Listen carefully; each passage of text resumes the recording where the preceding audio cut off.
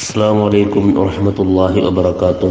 الحمد لله والصلاة والسلام على أشرف رسول الله وعلى آله وأصحابه الفائزين بالله. أما بعد، قال رسول الله صلى الله عليه وسلم: إن الله تعالى إذا أحب عبدا دعا جبريل عليه السلام فقال: إني أحب فلانا فأحببه فيحبه جبريل عليه السلام، ثم ينادي في السماء فيقول: إن الله يحب فلانا فأحبوه فيحبه أهل السماء، ثم يوضع له القبول في الأرض إلى آخر الحديث.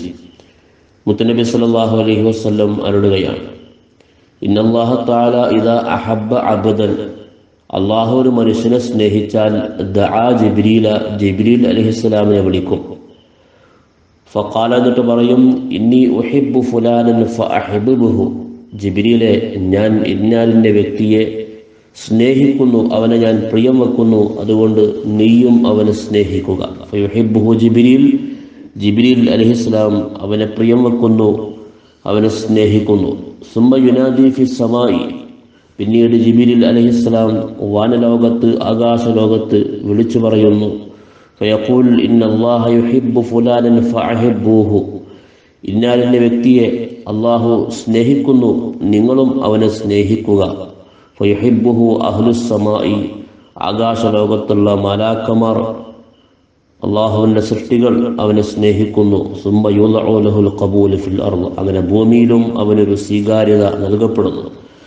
അപ്പോൾ സത്യവിശ്വാസികൾക്കിടയിൽ സ്വീകാര്യത നേടിയ മഹാന്മാരൊക്കെ വ്യക്തികളെല്ലാം അള്ളാഹുവിൻ്റെ സ്നേഹം നേടിയവരാണ്, അള്ളാഹുവിൻ്റെ പ്രിയം കരസ്ഥമാക്കിയവരാണ്.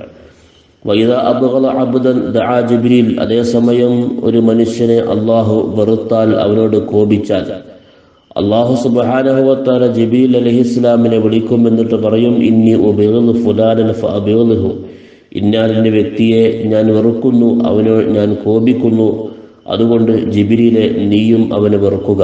അങ്ങനെ ജിബ്രീൽ അലൈഹിസ്സലാം അവനെ വെറുക്കുന്നു.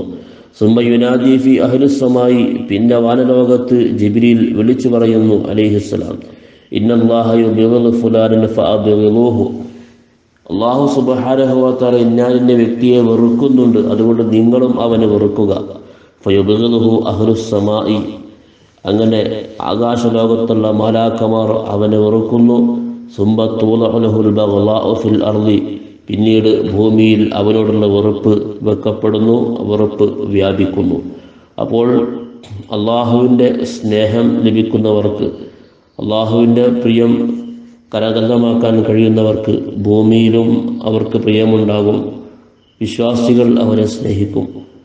അതുപോലെ അള്ളാഹുവിൻ്റെ കോപത്തിന് പാത്രമായവർ, അള്ളാഹുവിൻ്റെ വെറുപ്പിന് വിധേയമായവർ, അവർ ആകാശലോകത്തും ഭൂമി ലോകത്തും അവർ വെറുക്കപ്പെട്ടവരായിരിക്കും എന്ന സന്ദേശമാണ് ഈ ഹദീസിലൂടെ മുത്തനബി സല്ലല്ലാഹു അലൈഹി വസല്ലം നമുക്ക് നൽകുന്നത്. അതുകൊണ്ട് അള്ളാഹുവിൻ്റെ സ്നേഹവും അള്ളാഹുവിൻ്റെ പ്രിയവും നേടാൻ നാം ഓരോരുത്തരും ശ്രമിക്കേണ്ടതുണ്ട്. അതാണ് മുത്തനബി സല്ലല്ലാഹു അലൈഹി വസല്ലം വളരെ ഗൗരവത്തോടു കൂടി ഈ ഹദീസിലൂടെ ഉണർത്തുന്നത്. അള്ളാഹുവിൻ്റെ സ്നേഹവും പ്രിയവും ലഭിക്കുമ്പോഴാണ് ഒരു വിശ്വാസി അവൻ വിജയിയായിത്തീരുന്നത്. അള്ളാഹു അവൻ്റെ സ്നേഹത്തിന് വിധേയമാകുന്ന, സ്നേഹം സമ്പാദിക്കുന്നവരുടെ കൂട്ടത്തിൽ അള്ളാഹു നമ്മളെല്ലാവരെയും ഉൾപ്പെടുത്തുമാറാവട്ടെ. സ്വാഗതം.